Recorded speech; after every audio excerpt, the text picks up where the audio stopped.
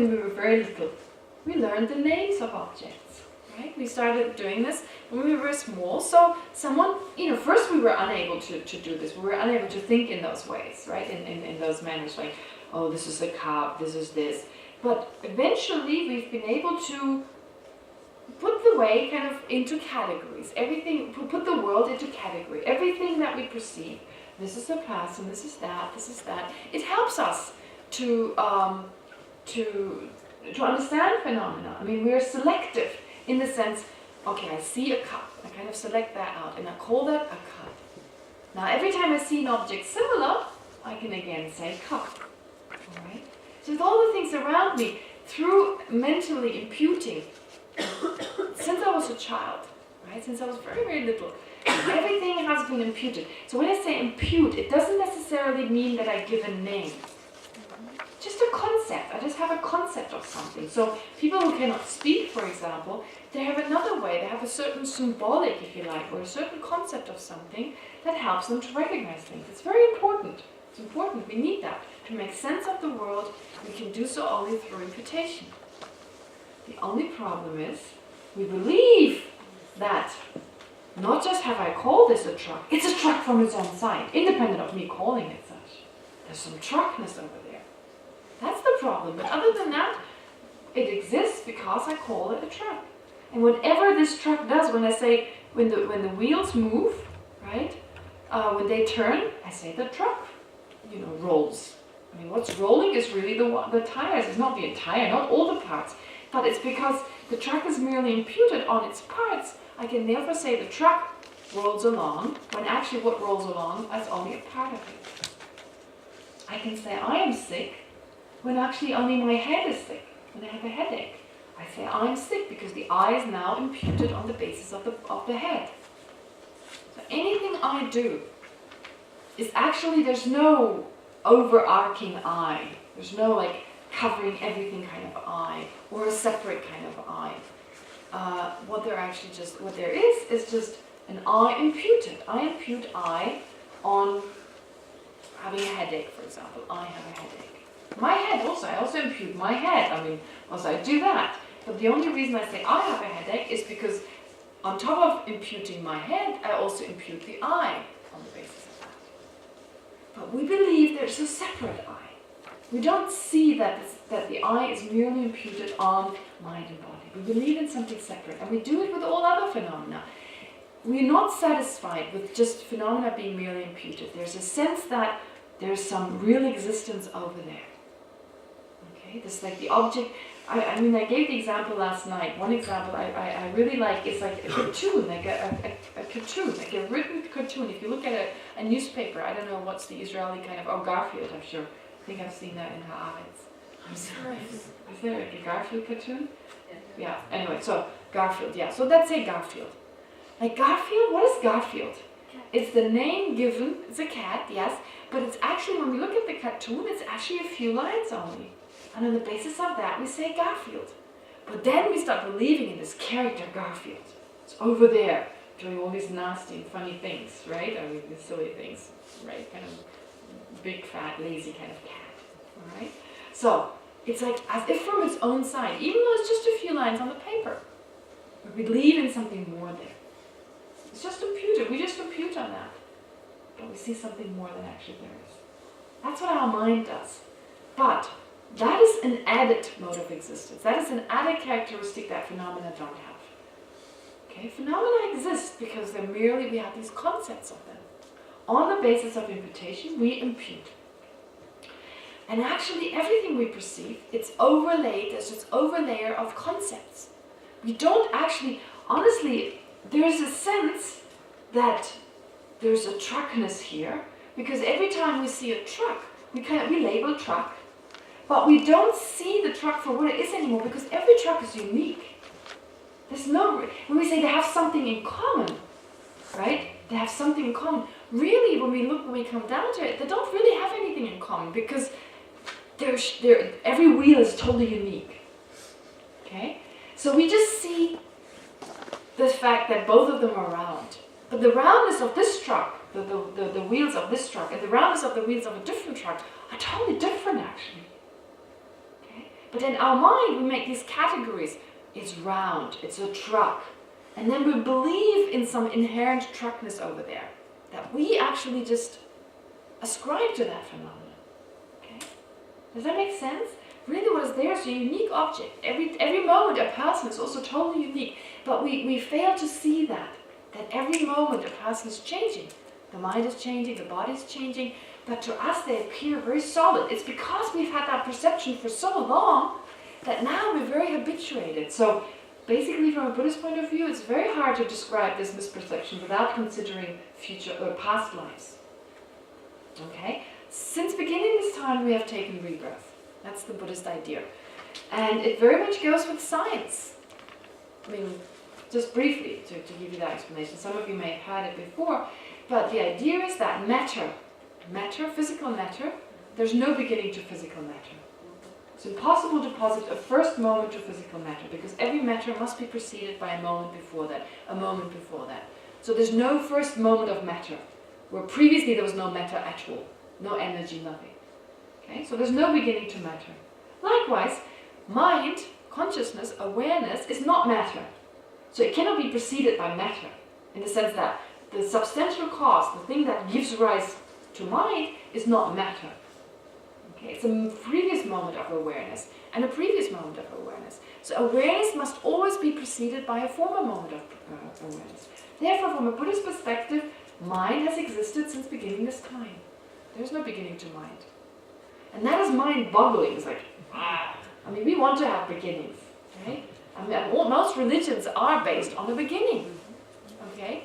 But I think most religions also have a problem with some beginninglessness. Because if God is the creator of everything, then God must have been beginningless. Because there couldn't be a time when there wasn't God. So God is beginningless. Okay? Likewise, with other phenomena, anything, there must have been always something that is beginningless. So from a Buddhist perspective, from a Buddhist perspective, there is God, no problem with God, but there's no creator God. There's not a creator that has made my mind, because my mind has been there since beginning this time. There's no creator that has created matter as such. That has existed since beginning this time. Okay. So anyway, let's leave it at that. So therefore the mind has been there since beginning this time. And since beginning this time, we are said to have that misperception. So therefore, we carry our mind from our previous life to this lifetime. And that's why it makes sense. We see things already naturally concrete, permanent, and so forth. Right? But actually, if we investigate, we can come to see that that is just the way they appear. That's not how they actually exist. We put they're like these very unique objects, right? Unique objects, and we put lines around them. Artificial lines. And then we believe in those lines to be there from their own side. Especially with the eye. Who am I? What is it? There's awareness. There's a very complicated system of different awarenesses. There's a body. But anyway, I think usually we look more at the mind to understand who I am. Some people identify with their body, especially young people identify very much with their body. I'm my body. I'm fat, I'm horrible because I'm fat. I'm horrible because I'm thin. I'm horrible because I have this nose, that hair, that. It's this whole idea. So it's very much with younger people, there's a very strong identification with the body. At times, not at all times. Certain times of the day, certain times in their life. But basically we usually associate the eye with the mind. Okay? So I'm the mind. If I say my mind already, okay, we can impute my mind on the basis of the mind, but it seems to imply a separate kind of owner of the mind. Again, I have a problem here. It's just imputed. My mind is just imputed. There's no separate owner. But the point is here, I can impute I on the basis of different minds, but it feels as if one of those minds, it's me. At least one mind. Because I have a sense of just one mind, of one I there. So just one mind. But that's ridiculous. Even the subtlest type of mind. There's a very subtle mind. It's accepted to be the clear light, a very subtle mind that moves from one life to the next. If that's the I, then it's not active right now. But the I is active. Right? I can't say I walk, I talk, I do this and that, because the very subtle mind is not active. It's only really there at certain times. So right now, I'm not actually there. Again, that doesn't work. If I say I'm my coarse mind, that also doesn't work because at times my coarse mind is not there. So the mind cannot be the I, because the mind keeps changing. Sometimes it's coarse, sometimes it's subtle. So the coarse is the I, the subtle is not, or vice versa, or all of them are. I end up again with lots of I's. So no matter how I twist and turn it, I don't end up with any kind of I, like something I can hold on to. Really, it's just what we are. Forget about the body. Let's say we don't have a body. Let's say we only have a mind. Okay? I mean, we also have the body, but let's just leave it out because it's easier to understand when we just think of mind. Who are we? What does it mean, I? It's just a continuum of different thoughts. Right? Different thoughts popping up. Thoughts, reacting, acting, reacting, working very much with each other. And that's it. Okay? But I have this illusion that there's actually something solidly there. Just as when I look at a movie. Okay? What is a movie? It's just pictures, picture frames. And I have the illusion of there being some movement, some continuity. Actually, it becomes more obvious when you see older movies, because the frames were far apart, so people move in a very funny way. Right? Then you can actually see how they're really picture frames, but because they don't move as fast as they do nowadays, the flow is missing. So people walk really funny. Walk onto the Titanic like a robot. Okay.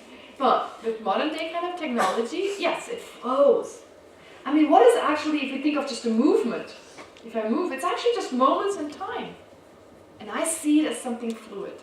It's just an illusion, basically. You know, walking, for example, if I move my hand. These are just moments in different areas, and it appears to be one flowing thing. So likewise, with the mind, I perceive to be there a permanent kind of thing. But it's just an illusion, it's just different moments of awareness. Okay? There's nothing separate from that. But I feel there's something separate. Again, when I said the feeling when you came into this room and you sat down until now, isn't there a sense that there was something that came into the room and that's still there, and that's how that's not changed? I feel it myself the same way. I'm still the same person that came into the room. My mind has totally changed, my body has totally changed. So what is that separate thing? It's just an illusion. But that's what governs everything. That sense of an I governs my every action. Okay?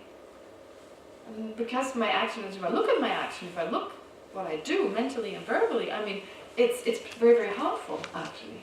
I mean, it's just I, me, and mine the whole day long. Okay? And I do positive actions, but only if I get some benefit. If I get no benefit at all, I mean, I'm actually harmed. Oh no. I'll think twice. Right? Because I have this sense, I need to look after this first. I need to first look after this. And then everything else is secondary. I look after something that doesn't exist. It's almost like you have this illusion there's a baby there. And I'm protecting this baby here the whole time. It's a bit like that. I mean, we can see the bizarrety of that. You hold this baby. Oh, my little baby. Right? And the people who are, insane, they think there's a baby there. Oh, be careful, my babies. Don't talk loud, my baby. I mean, that's what we do all day long. We're like carrying this transparent baby with us, right? And protect it all the time. It's not there. How insane is that? Right? I mean, this whole idea that a Buddha is the only person who's really sane. Okay? We can all become Buddhas. We can all awaken. It's like this awakening to that non-existence, basically.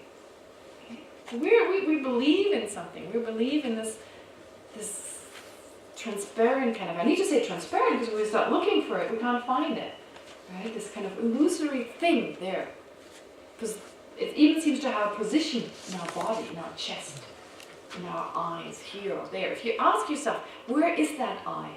The one that is still there from the moment you came to sit down here, where is it located? There's such a strong sense of it that we can actually locate it. In my case, it's behind my eyes. And I used to think for everyone it's right here. But I've talked to other people and said, no, for me it's here. Is it for everyone here, or is it for some of you here?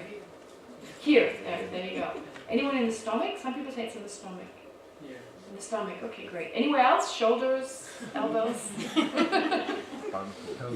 Toes? Pardon?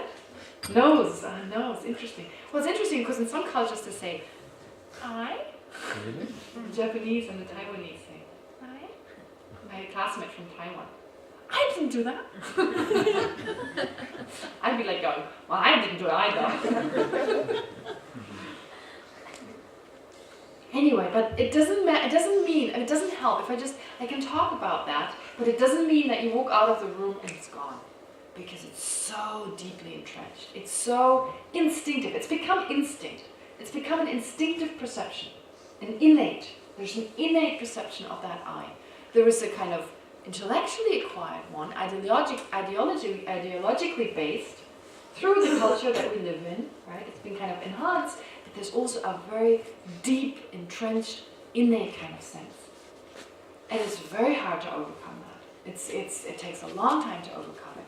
So even realizing how the self really exists, that's just the first step. And it's first just a very intellectual understanding. They don't meet, those two.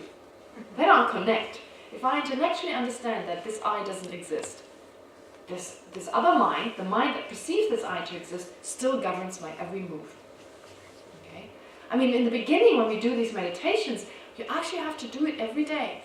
Because if you stop doing it, the self-grasping mind, the mind that perceives such a non-existent self-grasping mind is confusing, because I'm not saying the self doesn't exist, but a certain self doesn't exist, that illusory self, that doesn't exist. So that mind comes up all the time, especially when there's strong emotions.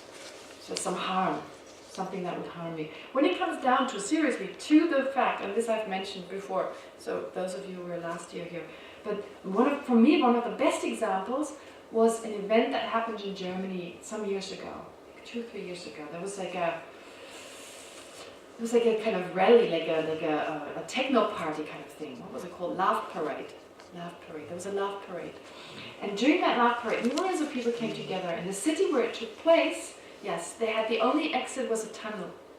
And they had closed all the other exits. So people had to go through this tunnel, and more people came, other people couldn't move. There was a panic, there was a trampling, people got trampled to death. And some people who were in these crowds, who were caught in the crowd, they held up their mobile phones. So you could see video footage of people, like there was like this panic. And these were good people, I'm sure. I'm sure there were some, a lot of very good people and kind and caring people. But the moment it came down to them not being able to breathe, it was instinctive. I'm sure they weren't like, I'm just going to trample over everyone else to get out. No, it was just out. So they just crumbled out and they walked over other people and in the process killed other people, I guess, or were responsible in some way. I mean, no one was prosecuted because it was the city really that was responsible. But seeing that, in the very beginning these were available and they stopped making them available, I thought, I'd be just like that. It's so instinctive and so deeply entrenched that the moment your life is in danger, this is your main focus. And you'll be able to kind of trample over other people in that moment. I don't know so much if you're a parent with your child. It could be that the child is you. Yeah, the child is you. So maybe even more than you. Because oftentimes parents, they sacrifice their life. It's even more precious than yourself. All right, then the sense of an I has expanded to this other person.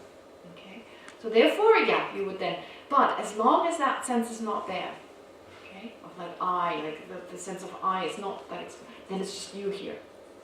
And it's so deeply entrenched, and you can't blame someone.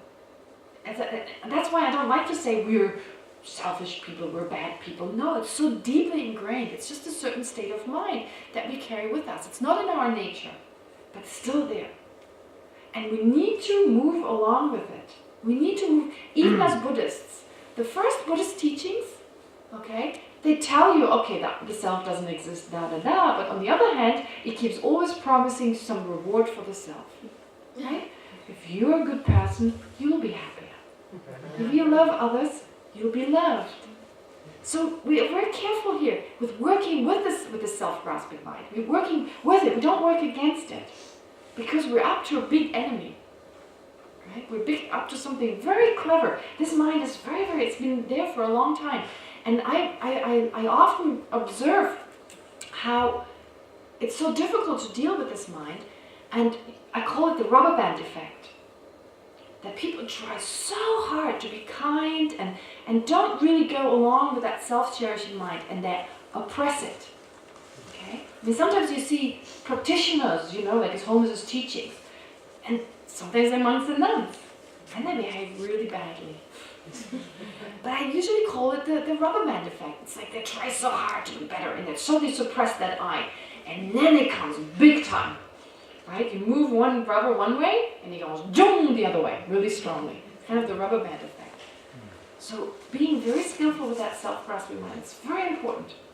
If we do too much, if we deny its existence, if we do too much, if we work too hard, we meditate hours on end. Meditate on patience. Can't be angry anymore.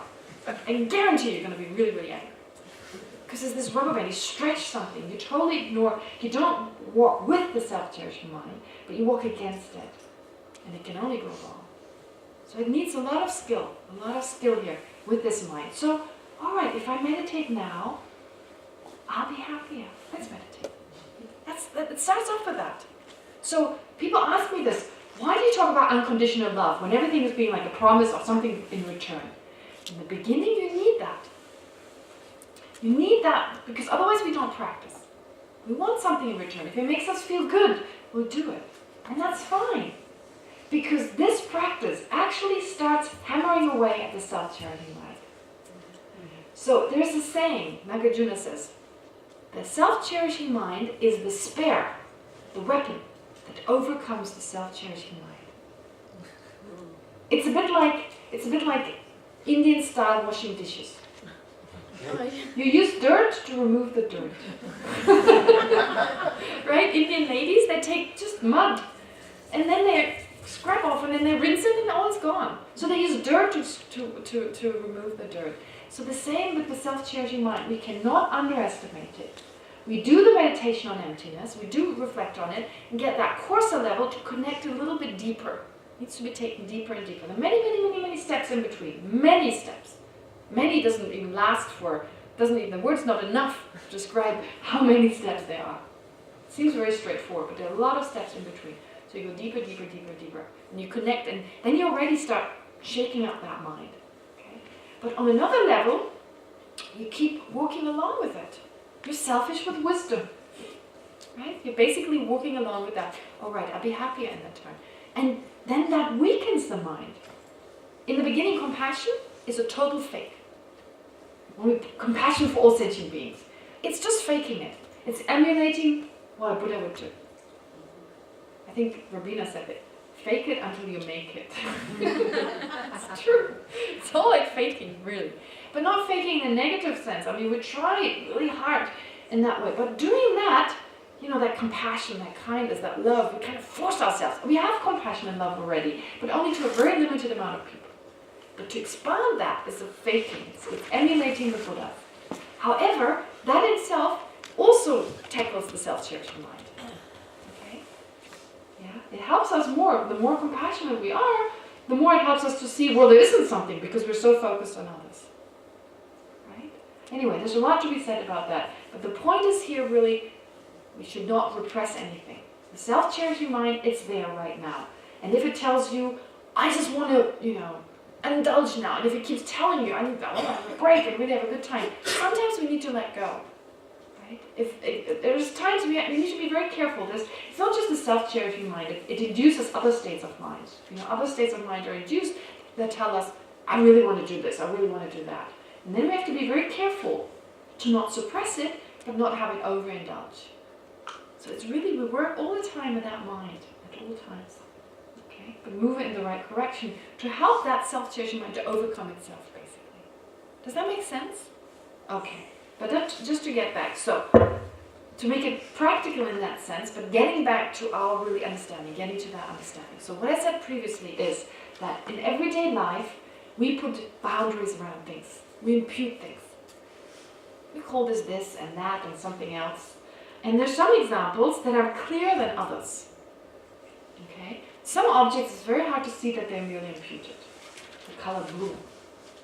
It seems we're born with, we see the color blue. Right? There's something out there. That's always what people say. Oh, I can see how this is merely imputed. But the color and shape, is that merely imputed? Yes. Comes from previous lifetimes. Doesn't have to be just imputing in this lifetime. So the appearances that we have, they're all just imputed. Even what appears to our senses. Mental imputation has an influence of our sense perception. And of course it's obvious because now I don't have to impute anymore. Every time I look at this object, I see a truck, that's it. If I hadn't done that, and this is why I retell this story over and over again, but to me this is the best story to exemplify that, or to illustrate this. There's the woman who was blind since birth. There was a woman who was blind since birth, and she had done imputation and so forth, but she had never done with physical objects. Sorry, visual objects. She'd never seen anything. And when she was cured of her blindness, they took off her bandages and asked her, should you see this and this and this? And she didn't see anything. She hadn't done any imputation. She hadn't imputed truck. She hadn't taken the blur of shapes and colors that she could perceive, because that comes from a previous life. But anyway, so this blur of shape and color, she hadn't put the boundaries around them yet. She had this concept of truck, but her concept of truck was related to sound and tangibility.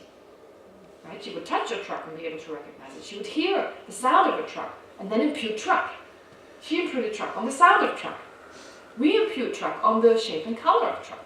And on the sound, of course. We do too. But we do it on different things. Oh, there is a truck.